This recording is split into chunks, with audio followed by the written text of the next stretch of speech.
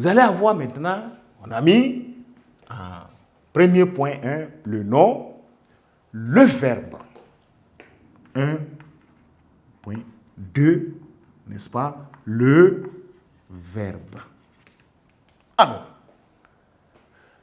que retenir du verbe? Vous allez vous rendre compte que maintenant, lui, le verbe est le mot de la phrase qui indique l'action que le sujet est en train de faire maintenant.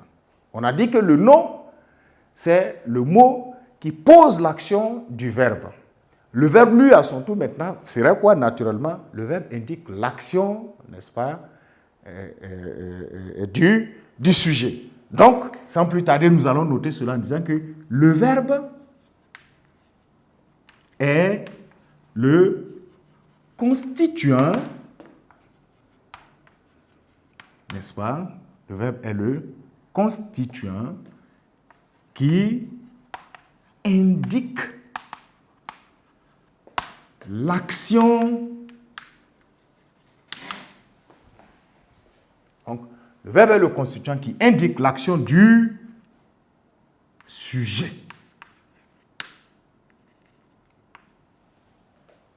D'accord? On va dire, il est le noyau de la phrase. Il est le noyau, de la phrase, n'est-ce pas? Et se conjugue. Et se conjugue. Voilà. Le verbe, lui, il se conjugue. Particulièrement, les autres ne se conjuguent pas. Et c'est comme justement il se conjugue, c'est pourquoi vous allez voir sa forme se décliner de plusieurs manières. Donc, vous allez retenir dans un premier temps que l'action que le sujet pose, c'est le verbe qui vous permet de le savoir. Donc, voilà pourquoi on dit qu'il est le centre d'une phrase. Généralement, c'est lui qui donne la cohérence. S'il n'est pas là, il n'y a pas de sens, pas de signification en tant que tel. Et, deuxièmement, il se conjugue, d'accord? Et dans sa conjugaison, on va dire, il apparaît sous diverses formes. Voilà. Il apparaît sous diverses formes qui pourraient être, n'est-ce pas, le temps, le mode, n'est-ce pas, le nombre. Ici, nous sommes sur le sujet maintenant, le nombre, la personne. Vous voyez tout ça du sujet. Voilà. Donc, le temps, le mode, le nombre du sujet, la personne du sujet. Deuxième personne, de quel nombre? Le singulier ou le pluriel, etc. Vous voyez combien un verbe varie, n'est-ce pas? Combien d'étapes un verbe peut subir dans ces différents changements. Donc, c'est ce qui fait que on va le découvrir en mettant exemple. Voilà. Exemple. Le vent empêche, n'est-ce pas, les oiseaux de voler. Voilà. Le vent empêchait les oisillons de voler. Quand on va prendre empêcher, regardez, vous pouvez aller trouver le verbe empêcher autrement ailleurs si c'était un sujet différent de le vent. Vous alliez l'avoir sous une autre forme si on avait décidé de dire empêcha les oisillons de voler. Et ici, il y a plusieurs renseignements dans le verbe là qu'il faut pouvoir connaître. Parce que si on souligne empêcher dans un devoir, comment est-ce que vous devez rendre? Ça répond maintenant à son analyse grammaticale. Et justement, comment s'analyse un verbe? Nous allons, n'est-ce pas, maintenant le voir à travers l'analyse grammaticale du verbe. Bien, donc, voilà comment est-ce que le verbe il se comporte. Donc, en synthèse, vous allez devoir remarquer, tiens, le verbe, lui, il est le noyau de la phrase. Il est le noyau de la phrase car c'est lui qui génère la signification de l'action qui est en train d'être posée. Et il indique l'action que le sujet est forcément en train de poser. Alors, on dit qu'il se conjugue. Lui, il se conjugue et dans sa conjugaison, là, il apparaît sous diverses formes. C'est par sa conjugaison qu'on voit ces diverses, n'est-ce pas, métamorphoses, etc. Bref, c'est ce qui va vous permettre de dire que, ou de résumer que, tiens, le verbe, il fait partie effectivement de la classe des mots variables. À l'image, n'est-ce pas, de l'exemple que nous avons, n'est-ce pas, le vent empêchait les oisillons de voler. Donc, le vent empêchait les oisillons de voler. Vous voyez, le sujet de la phrase, c'est le vent.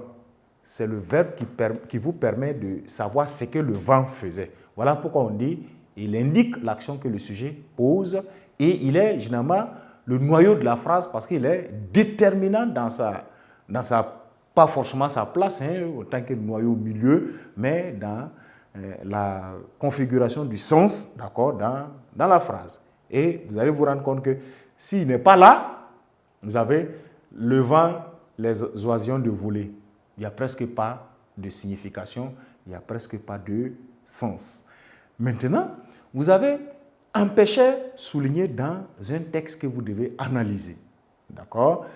C'est maintenant qu'intervient, voilà, la partie la plus sensible ou la partie la plus importante pour un élève, ou disons pour l'élève que vous êtes. Parce que si on a souligné, on dit donner la nature et la fonction, bon, vous serez là maintenant, votre explication doit être basée sur quoi? Un certain nombre de renseignements et heureusement relatifs, n'est-ce pas, à son emploi ici. Dans ce sens, l'analyse grammaticale du verbe maintenant, je vais mettre ici, analyse.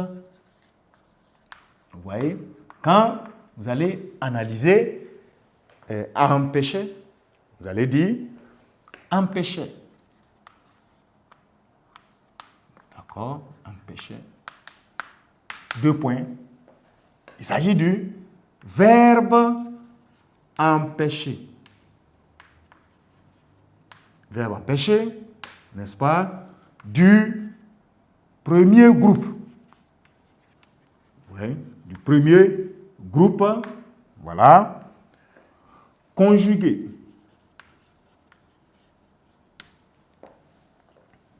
À l'imparfait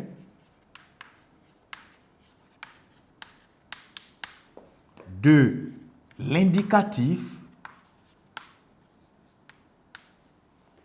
l'imparfait de, on va dire, l'indicatif, n'est-ce pas, à la, vous voyez, vous allez trouver son sujet, son nombre et sa personne à la troisième personne du singulier, n'est-ce pas? On va mettre point et reprendre et dire que il a pour sujet, parfois vous continuez avec une sorte de virgule ou un point virgule en terminant en disant a pour sujet, ça peut se dire a pour sujet ou il a pour sujet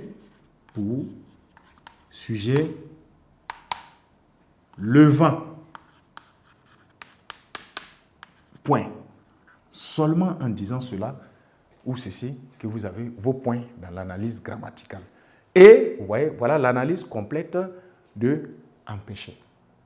Vous allez avoir les renseignements, comme on l'a dit, il contient diverses, n'est-ce pas, il change diversement, il a diverses formes de changement de mode, de personnes, de temps, etc. Il y en a qui portent sur le sujet directement, mais en réalité, quand on vous parle du nombre de personnes, etc., c'est relatif au sujet. N'est-ce pas? C'est le sujet qui est soit au singulier ou bien au pluriel, à la deuxième personne ou à sa troisième personne ou à sa première personne, etc. Et ces informations-là ressortent ici. Remarquez, vous avez là son infinitif. Hein? Verbe, pardon, on va accentuer. Le verbe empêcher. Vous avez là son infinitif. Son groupe est précisé. C'est un verbe du premier groupe. Il est conjugué. Son temps est précisé à l'imparfait. Son mode est précisé. L'imparfait de l'indicatif. À la suite de son mode, n'est-ce pas? Son sujet est précisé à travers son nombre et sa personne. La troisième personne, le vent, parce qu'on peut dire il empêchait. Vous voyez, la troisième personne, mais ce n'est pas du pluriel, c'est plutôt du singulier. Voilà pourquoi le nombre est précisé aussi du singulier et un verbe n'est pas dans une phrase pour rien comme ça. On précise son sujet pour terminer l'analyse et on dit il a pour sujet le vent. Donc, vous voyez, l'analyse complète d'un verbe dans une phrase, dans un contexte, dans un texte, etc. Alors, encore qu'il faut connaître ce que c'est que le verbe lui-même d'abord. Si vous avez un infinitif dans un texte, si vous ne savez pas que le verbe se conjugue, ou bien si vous oubliez que le verbe se conjugue, vous passez votre temps à chercher. Pourtant, l'infinitif, là, regardez-le très bien. Peut-être qu'il n'est même plus un verbe. Ah, si on dit le manger, comme on vient de le voir dans le cas du nom, un verbe à l'infinitif qui a pris un déterminant, il ne va plus pouvoir s'analyser en ce moment comme un verbe. Voilà si on a retenu pour ce que c'est que du verbe. Comme nous l'avons dit, nous voyons maintenant les déterminants. Qu'est-ce que c'est que les déterminants? Ou du moins, on souligne un mot dans une phrase. Comment vous débrouillez pour repérer sa nature?